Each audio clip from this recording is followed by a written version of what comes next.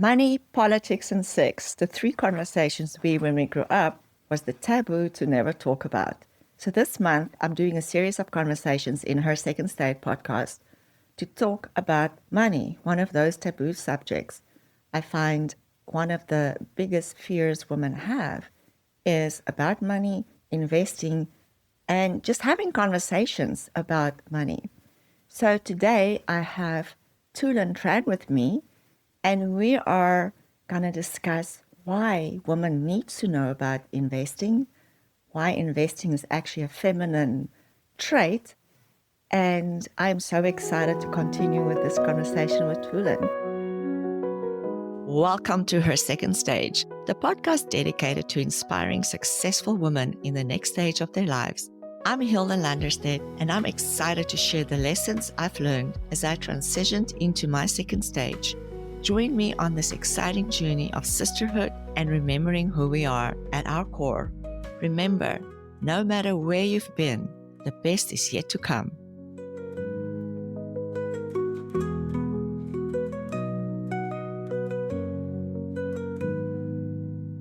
Tuhlin is an amazing woman with an amazing story, with a passion to help women invest, make money, and become financially free. Tuhlin, tell us about your story. We were refugees from post-Vietnam War, Vietnam, and we sought political asylum.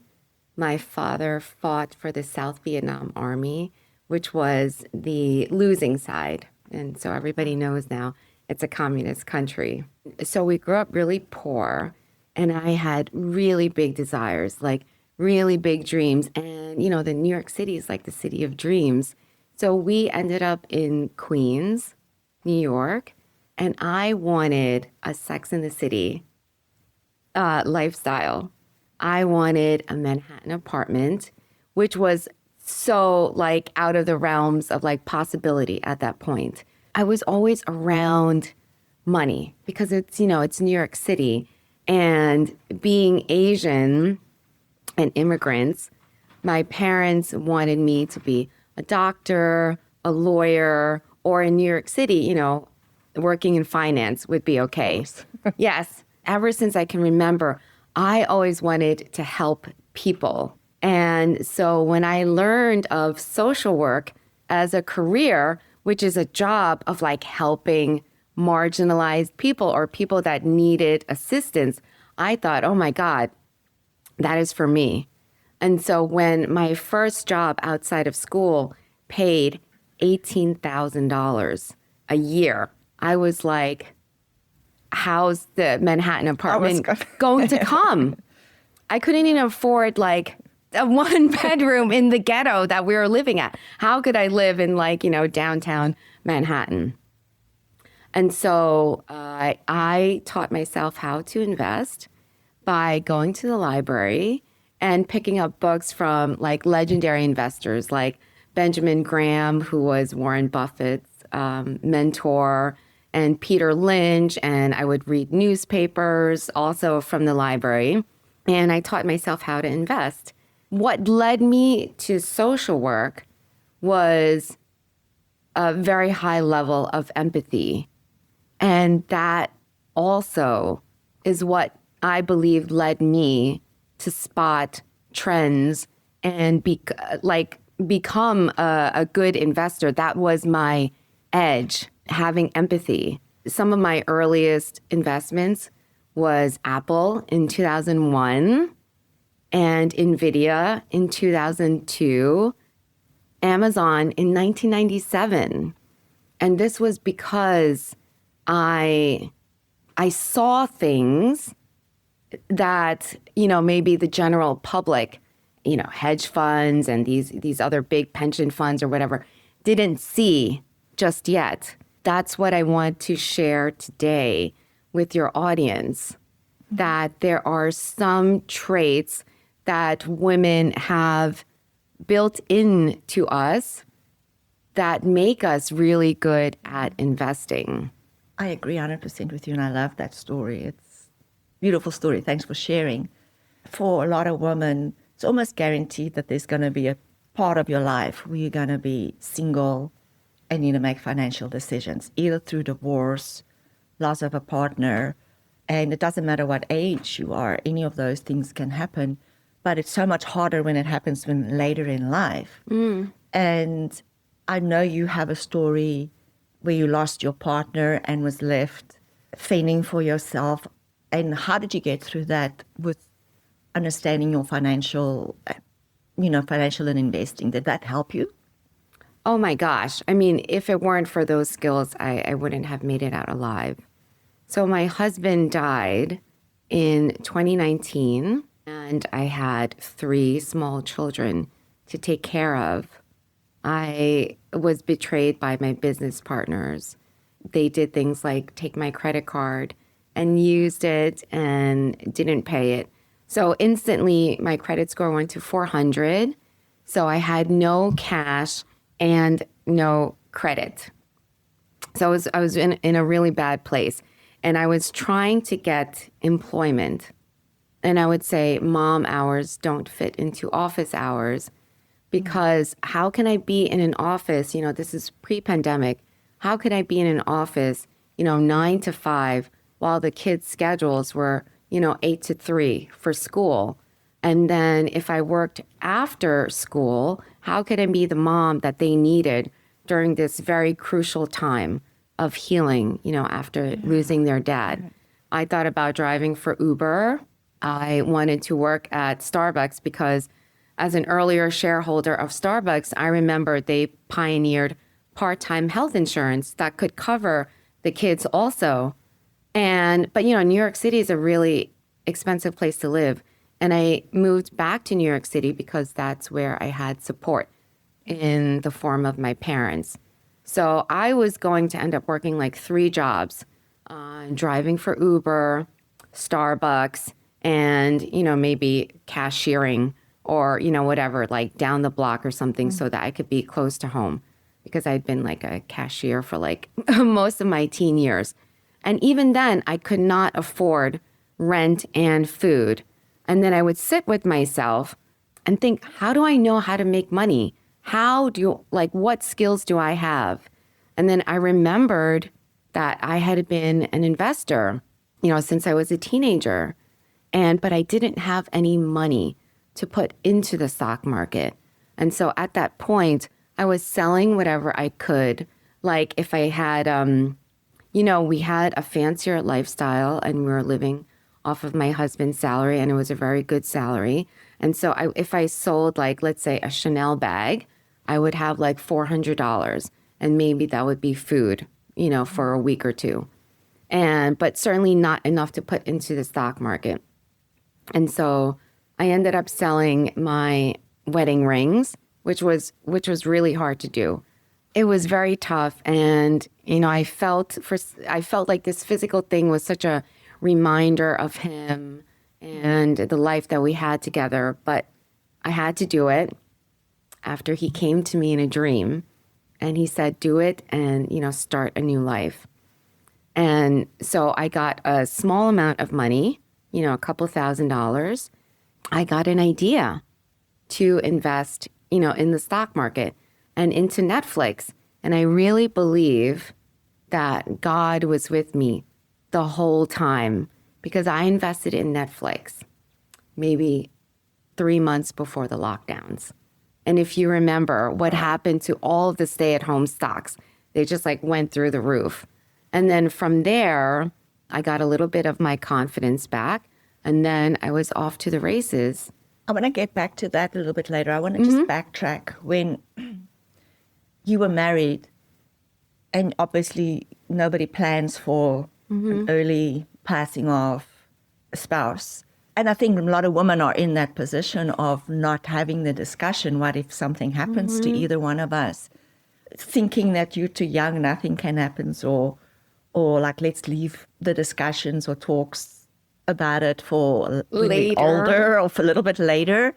Was there any wisdom that now that you go back that you wished you did while you were still married, or why both of you could have the conversations and not having it in dreams? Yeah. Well, what it was is, of course, we brought it up, because we had assets like a house and, different investment portfolios, but we were too scared. He was scared to, face death, and I was scared to face death. And so when he died without a will, I saw how important, that can be to have those ducks lined up in a row, because money touches every area of our life. And it's how we make our way, about the world. And a lot of women and a lot of maybe spiritual people don't want to put that much emphasis on money. Exactly. Understandably. But money is like a tool and a vehicle for us to exercise our, will in the world.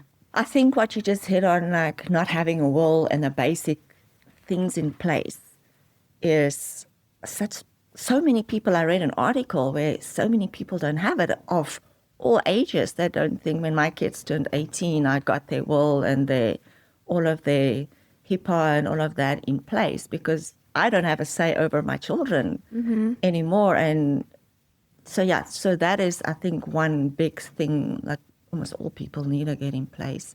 And then the other thing what you stepped on is money. Although it's just an energy, it impacts all of us. It impacts how we view ourselves, how we view other people. We will have relationships with or friendships with, and we will not have relationships with. Yet so many people are having this judgment around money. But it impacts your whole life. It runs all the subconscious actions that we not even aware about. What is your advice? How do we become conscious about our unconscious money patterns? And why is that important? So I've thought very deeply about this as someone who thinks very deeply about money. And of course, I want to teach what I know to the children also.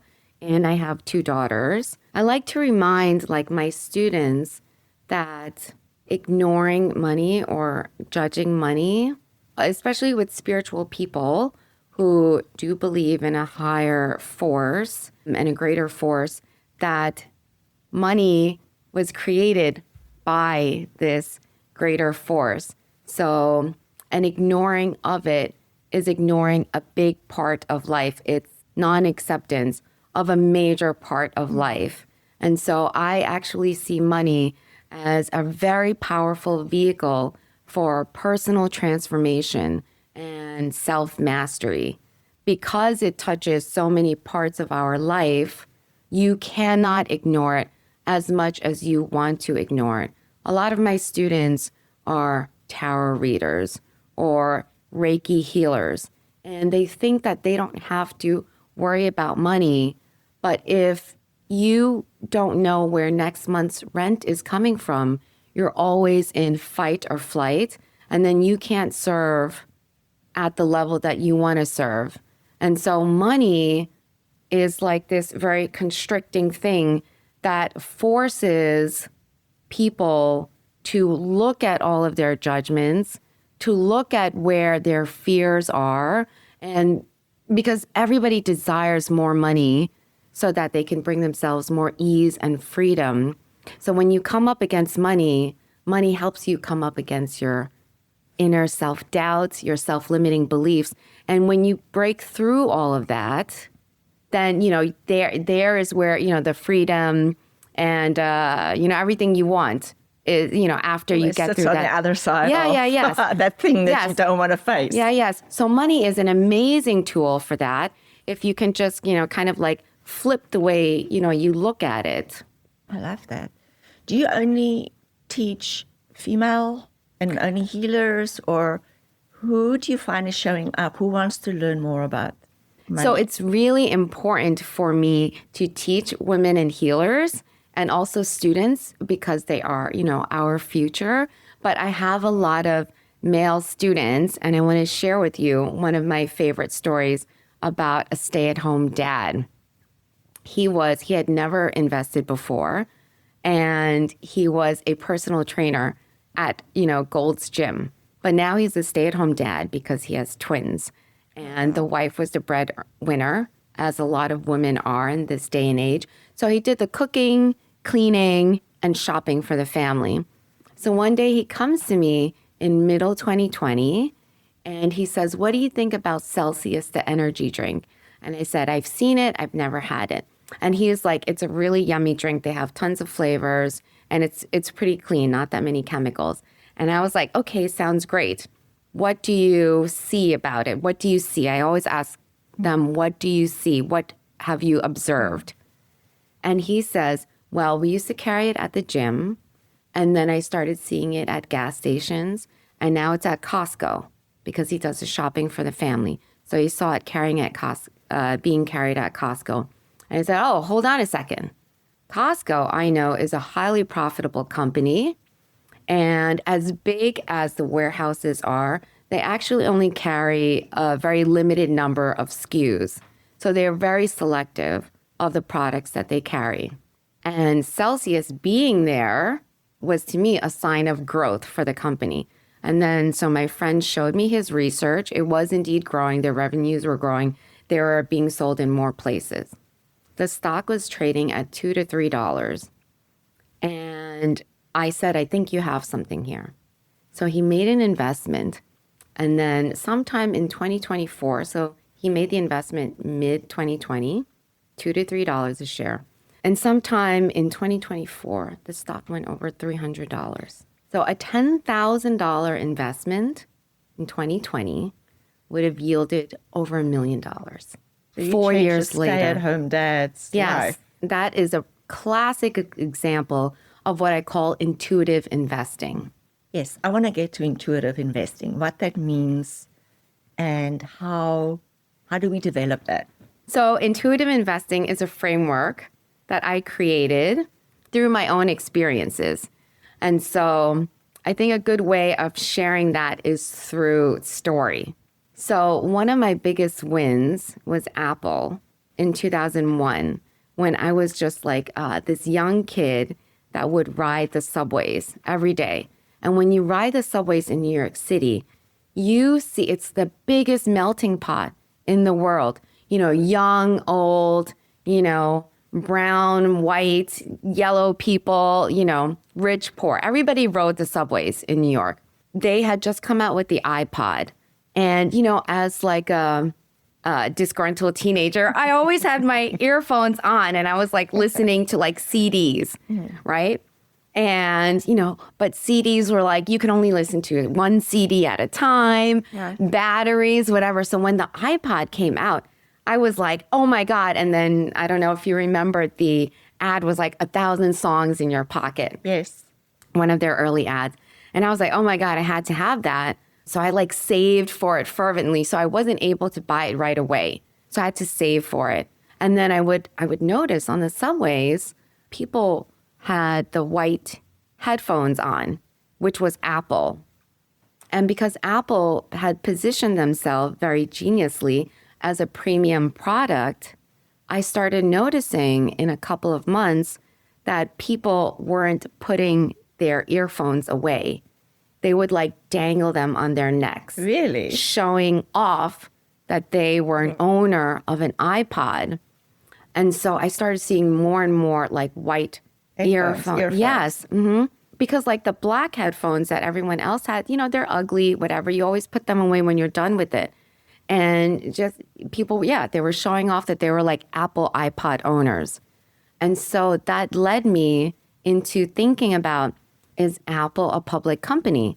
And then that led me down the path of like, reading their balance sheets, watching Steve Jobs interviews and things like that. And then, after I collected like $100 or so, then I made my first investment into Apple. And so that is intuitive investing.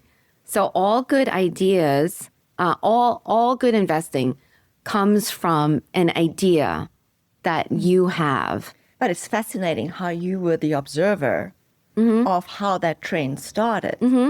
For another person would just not see it. That's true. And so not everybody will have the same idea. And so that's why in my course, Pillars of Investing, I have a framework that walks people through to figure out where their instincts and expertise lie, because all of investing is, buying low and selling high. Mm-hmm. And for you to buy low, you have to be earlier than, the next investor. And so, people ask me like, how do you have an edge? Because you need an edge to be earlier and you need an edge to have market beating returns. How do you have an edge in a world of algorithmic trading? Hedge funds have, finance PhDs. How do you find this edge? And the edge comes from your intuition and your life experiences. And that's an example of how my friend, the personal trainer, had an insight that led him to buy Celsius at, $2, probably way before a ton of, hedge funds did. That's really interesting because we can just be in our own industry and in our own everyday world and environment, just start being observant what's happening. Because so often we're so unobservant. We just go, we do a job, and you just go and do that thing. You don't see new things coming and old things going. Everybody can just look in your own industry, right? Is that what you teach your people? Just look around you. So you know how like when you go to the bar and you've maybe had one too many drinks and then you have like what's known as like beer goggles, like everybody looks good to you. I like to say that I put money goggles onto people for them to spot opportunities. And it's not just spotting opportunities, because part of the being early as an investor means, and investing, especially like stock, well, all investing, it's forward-looking vehicle. Yeah. Meaning you're not investing for like tomorrow, but it's more like 6 months, 2 to 3 years down the line, whatever asset class you're investing in. So you have to sort of predict and forecast what society is going to value. And that's another thing that women are very good at, because we are much more social creatures. And so I knew I wanted an iPod. I saw more and more people were using iPods, and I forecasted accurately that more and more people all over the world is going to want an iPod.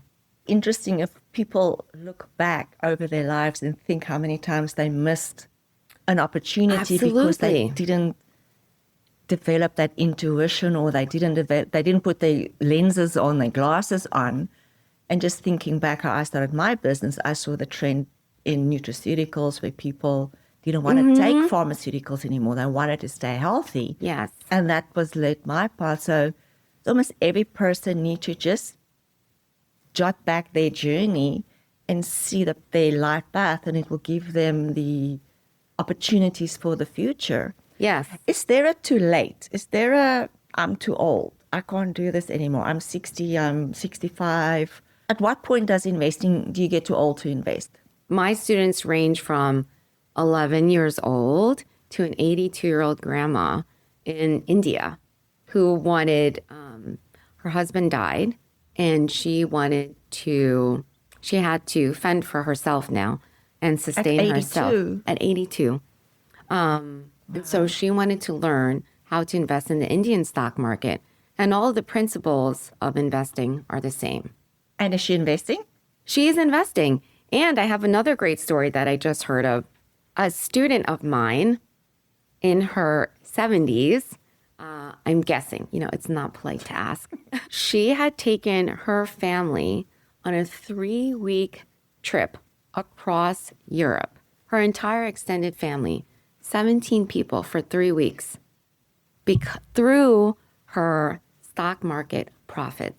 I mean, you hear all this political about money and the stock markets and tariffs. And is there ever a time to not go into the stock market or stay out or get out? Or does it just get more trickier to find the good investments? When we go back to buying low and like selling high, there are times when the stock market is high and in, 3 to 5 years, likely it will be higher. But can you wait until that time?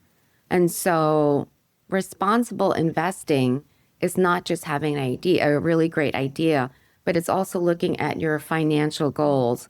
And so module 1 of Pillars of Investing is creating your investor profile. Because, if you are a 70-year-old woman who has money just sitting in her bank, not doing anything for her, it doesn't mean that she shouldn't invest. But if she needs that money, next year, she probably shouldn't be buying Bitcoin. So it's just figuring out what your needs and financial goals are.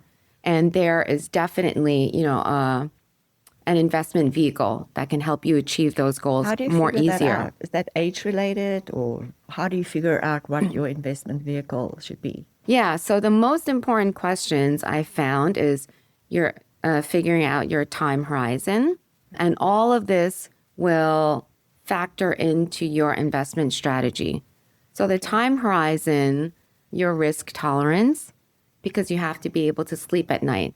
And so if you have too much anxiety or fear, that's going to lead to making you make bad decisions. Your risk tolerance, your time horizon, how much time you want to spend on the market. And so when we talk about risk and reward, if you have a low risk tolerance, you can't invest in something you don't understand because you need more information. Having more information lowers risk. That's why investing in a company like Disney, who's been public for over 20 years, and they've had, so many quarters of earnings, that's why that is riskier than, a new company that just IPO'd last week. It's still going to grow. Yeah, it's like newer, so there's less information on them. So how much time do you think, and we're talking about the woman now, let's say a woman that's knows about money, has business, but need to put into understanding money and understanding... And having money work for her. To just the learning phase, because I think that is where a lot of people say, I don't have time. One day I'm going to have time for that. How much time does your students put into? Yeah, so that's part of in building your investor profile is how much time do you want to dedicate? Because whether it's 1 hour a week or 1 hour a month, but there's no wrong answer. I've done it, the whole way. I've done it like an hour a month to 40 to 60 hours a week when I was a new widow and I needed that, income. So there's no wrong answer to it. It's all based on like your interest. And that's why we go back to like what you're interested in, where your area of expertise is. Because if somebody comes to me and be like, oh my God, you have to invest in like Ethereum. But if I don't know anything about it, I'm like not going to read like crypto white papers and like look at charts and, whatever, like that's just totally not interesting to me. But if, somebody told me like, hey, Vital Farms, like the organic egg company is like a public company and I eat their eggs every day. I'm like, oh my gosh, they're a public company. I could invest in them. That might make it more likely that I research that company. And then you understand, why am I investing in this stock? Not just I listen to a friend and you don't understand the fundamentals, why you made the investment. Yes. I also found, for me personally, was the skill set from earning money and growing money, or the managing of the money, was such a different skill set and different vocabulary and lingo. I almost had to unlearn, because when you work for money or make money, it's a different risk profile. You take different sets of risks. Now you have the money. Now you got to unlearn the things that you've learned and learn new skills. Do you agree with that? Or what are these new skills and words that people, are you teaching people the new vocabulary that they need? Yeah, absolutely. It's a brand new world. And like you said, the skill sets are really different. And that's why if we go back to the investor profile and we talk about your goals, your desires, your interests, your expertise, that level of a buy-in makes it easier and more likely that you'll do the research, that you'll learn. You know, like when you set out like as a goal that I want to live in Hawaii next year, where home prices are really high, then, you know, you have this North Star and you're only making whatever, 100K a year or something like that. You can't like earn your way to, you know, like a $5 million house, but you can invest your way to that. That's why the stock market is such a beautiful tool that we have, like a vehicle where ordinary people with ordinary incomes can change their life, you know, within the same generation. And then you decide then, based on your own desire level and your own goals, do I want this bad enough where I'm willing to devote 20 hours a week, 40-hour weeks? Gotcha. Yeah. Yeah. What I heard is like really to be clear. You need to know yourself and be clear on what you want. And I think that's what a lot of people don't Yeah. have. They don't have the clarity of what does my life look like in 5 years' time. So before you need to invest, you need to really start thinking about those things. Otherwise, you're going to live the what money you have instead of money support the lifestyle you want. Yes. My financial advice, like I needed to get really clear and intentional about my future so that we can make the money that supports that lifestyle. Yes. You're building an investment portfolio, not just to have the numbers grow, but it's so that it can support you and your dreams later in the future. What we recently seen on social media is the trad wife trend, which is amazing, I think. The luxury to have that when you're young and be with your family and raising your kids, which is great for family and it's great. Children needs that. With my life experience, and I guess your life, I had a messy divorce and you lost a partner, is I'm sort of, I want to support that trend, but I'm sort of also the realist of what happens when the divorce comes. So do you have advice for mothers with younger daughters that's starting a family, or for women that want to have the traditional lifestyle to just think about, to not have any surprises like we had that we had to deal with? I mean, the trad wife movement was started by women who wanted to opt out of, this like rat race. Probably, as we've all felt, they were burnt out. Yeah. They were stressed because, this is a patriarchal society. Yeah, that's a whole different discussion in the episode that I'm talking about. I don't like to use the word because it has a lot of connotation and like charge, connected to it. But we are a society that values masculine traits more than feminine traits. And so, of course, these women are feeling more burnt out and stressed and have found that, maybe it's not worth it for me to grind in the workplace. They're adopting the trad wife role. And so there's a lot that comes from being a trad wife. So the women are like, I want to be provided for and I want to be protected. That is very traditional male, female, gendered roles. And frankly, where our bodies, feel the best and our nervous systems feel the best when we are provided and protected for. And so it's no wonder why women want to do that. But just because you opt out of the workplace doesn't mean that you opted out of patriarchy, because it's the water that we swim in. And so my concern is there's no question that the family unit benefits when the mother or the wife is at home and putting her energy into the husband, into the kids, into the home, into the whole family unit.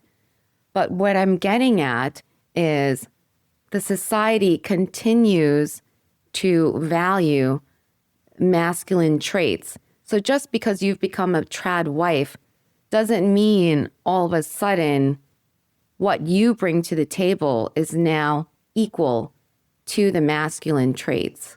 What I fear is if a woman decides to leave, her situation, the family, yes, the people, the man will suffer, the kids will suffer. Likely she'll still be taking care of the kids. But, the family suffers. If a man decides to leave his trad wife, who has not worked maybe for 5 years, 10 or 20 years, yes, she is now facing like existential threat where she might not be able to survive because of, how does she explain like the gaps in skills, or if she's going back to the workforce after 10 or 15 years, her skills are no longer relevant. AI has like replaced her job. And, going back to maybe, society not valuing masculine and feminine traits as much. When both people are working, the man and the woman, then you have like a criteria that you agree on how valuable the other person is. For example, I make $100K a year, you make $100K a year. So when we decide where to go on vacation, my say is the same as your say.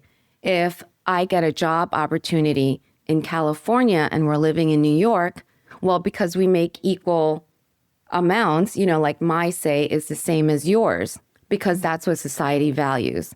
Now, if you go into the trad wife role and now she's not bringing money to the table, but she's bringing all of these other gifts that are incredibly valuable, but society does not value it. And I'm not saying it's the man's fault because it's the water that we swim in. If she says, I want to go to Paris for a vacation and he wants to go to Spain, is it likely her opinion is less valuable than his? It's very likely. Do you have an advice opinion? Yeah. So this whole what society values and not values is something I'm really dedicating my life to how do we make the feminine more valuable or equally valuable as the masculine traits? Yeah. Because the one can't be without the other. Yes. And we shouldn't be, and we shouldn't like pretend. Yeah. What I think is really important is for women who are adopting this role. And when like in my example of the wife leaving, the trad wife leaving, the family will suffer. If the man leaves the trad wife, now she has an existential threat to survive. So the risk reward is actually not the same. And I really want people to understand that. And from that, you can start to have the conversation of if this happens, and she maybe doesn't even have to have the conversation with him, but she can just start to think, if this happened, and it doesn't even mean that he leaves her for another woman, but maybe if he died, how will I be able to sustain myself? And so, see that maybe her skills of budgeting for the family, saving for the family, whatever it is, however she touches money in her day-to-day, maybe that could be expanded a little bit to learn more about investing skills. A lot of people, I think, would be scared to think about it and then scared of calling it in. Oh, yes, absolutely. Women should be, what I hear you say is, should be looking at becoming investors and playing with money because of our innate skill set, of our innate of intuition. What's the other skill sets that we have? Yeah, I think Socrates says, know thyself. And that's one of the number one tools to being a good investor is to know yourself. Because there's only two emotions that can trip up any investor, and that's fear and greed. And so women are naturally more self-aware, naturally more self-introspective. And so when a woman places an investment, I teach all my students, check where you are in the fear to greed scale. Anytime you're on any of these like extremes of the spectrum, you're likely to make a bad decision. Wow. So women know themselves more. They're also more risk averse. When I say risk averse, it doesn't mean that they shouldn't be investors. It means that they're not going to take on like 10x leverage like a lot of men will. You know, they'll take margin loans that are like, you know, leveraged up to like 10, 50 times. And when something like that happens, you blow up your whole account. And then that's it. You know, you're out of the game. So women are less likely to do that. So less aggressive. Yeah. When yes. they invest. And a lot of times, and there's so much investing wisdom in this, the more hands off you are, the better you end up. Like if people, you know, like Warren Buffett, he buys and then he holds forever. So that's another thing that, you know, women are naturally more inclined to do. And then going back to the biggest gains are when you get there first, when you're early. Women, as naturally intuitive creatures, are more likely to spot trends. And investing is also forecasting what's going to be valuable in the future. Yeah. And because women are very social creatures, they're more likely to sense, oh, you know, are people going to be using Apple a lot more in a couple of years? It's fascinating because I never looked at investing through that lens. So that's really, I'm going to go back to review the things my intuition around some stocks and stuff. I like to start with listing out all of the jobs that you've ever had, even if it was like for 3 weeks long or for 13 years long. Yeah. Because that will give you insight that maybe the general public doesn't have. For example, I was a supermarket checkout girl for like 5 years in my teen years. And so the first time I stepped into Whole Foods, like at the first Whole Foods in New York City, I knew without a doubt that this was a very special store that I was witnessing. And that led me to my Whole Foods investment a couple of years before Amazon acquired them. That's really... Yeah, and it was just like something that happened to me as a, 14-year-old. That's really motivating that you can really, just not knowing anything, you just start witnessing places that you visit and places where you shop. And it's different for everybody. Yeah. Yeah, you don't have to follow, somebody else's advice. So for, just as we closing off, like for some last words for women later, like late 40s, 50s, entering into a huge phase of change in life where children are leaving, hormonal changes, body changes, like how can they, on all of this flux and stuff that's going on and happening, what is the easiest way of getting a grip on at least their financial wealth world or aspect of themselves so that they don't get to late 60s and 70s and then get hit in the face with an event that could have massive impacts on their lives? So there's two ways to initiate change, and that's being pushed to change because your back is against the wall, or if you're pulled from inspiration. And so I've been in both places, and it's not comfortable when your back is against the wall and you have to do something. And so I like to remind women of their desires and what they want to create in their life. So we always start, with that, and there's no judgment in, maybe you want a flat in Paris, or maybe you just want to take a year off and go on like a year-long cruise. All of that requires money.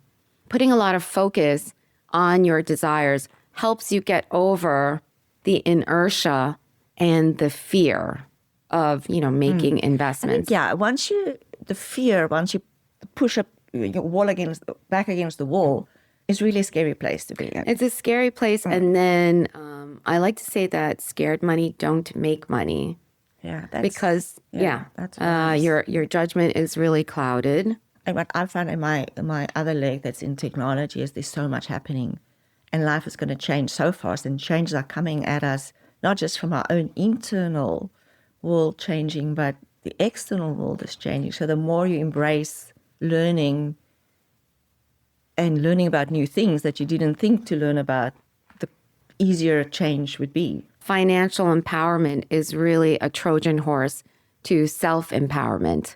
And in like what you're alluding to, a world where the outside is changing so rapidly, and we are now seeing for the first time ever the ending of so many institutions that, you know, have been around as long as we've known it, our grandparents.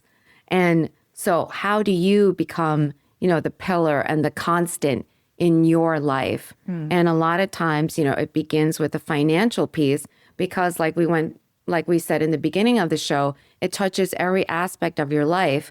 And then once you start grasping that, and then having the self-belief in that, because the stock market, part of the genius of the stock market is that it's a very, the feedback loop is very fast.